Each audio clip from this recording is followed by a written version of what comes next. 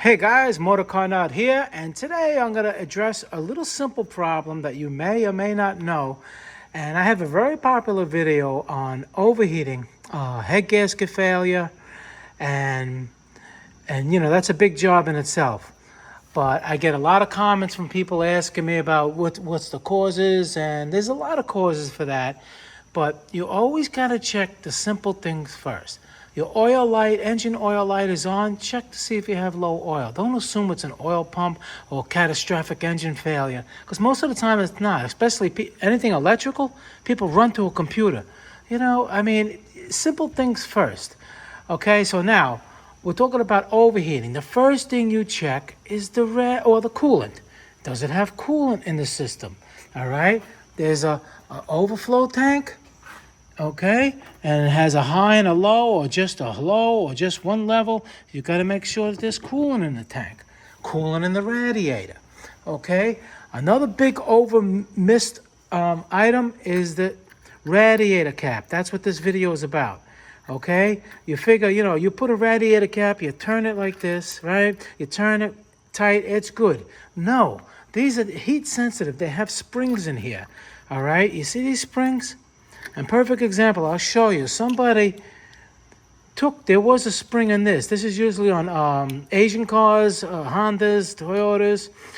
And there was supposed to be a spring in here. They took the spring out. There's no spring. So what does that mean? What's the big deal that it doesn't have a spring? Well, because all these cooling systems are run on pressure. So the higher the pressure, the higher the engine can operate at temperature. So it raises the boiling point. Okay, now all specific, like over here, it shows 18 pounds. All right, then you have the smaller ones. They could be maybe 13 pounds, 12 pounds, whatever the engine and engineer designed the engine, to operate at. Now, these don't last forever.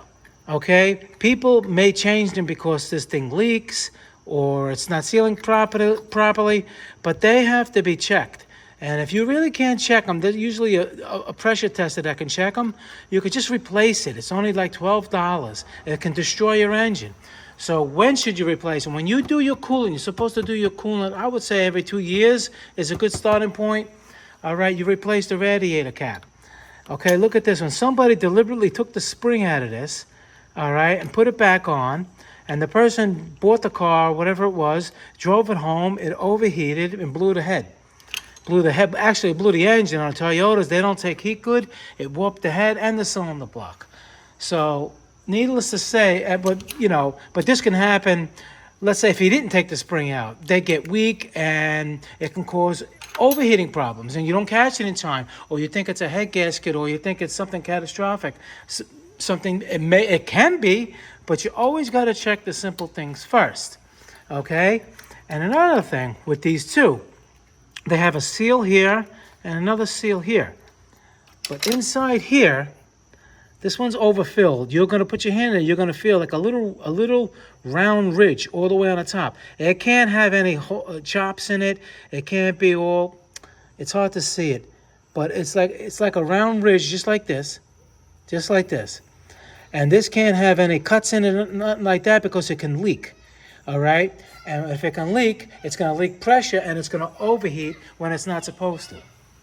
All right, so you always check that, the seat of the radiator and your radiator cap. I would say every 2 years, okay? And if you have an overheating problem and it's not that, then you continue, but at least you do the easy things first.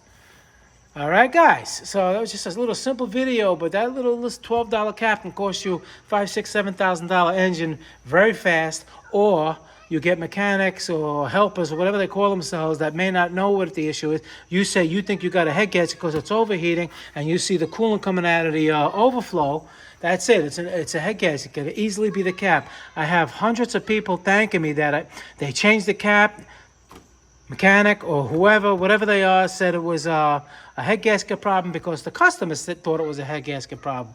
But you're supposed to take whatever the customer says and do your own diagnosis, not assume. All right, guys, Motorcarnut looking out for you. Please subscribe, hit that like button. Any questions pertaining to the video, leave them below. I answer all my questions, try to get everybody back on the road. All right, guys, see you in the next video. Thank you very much for watching.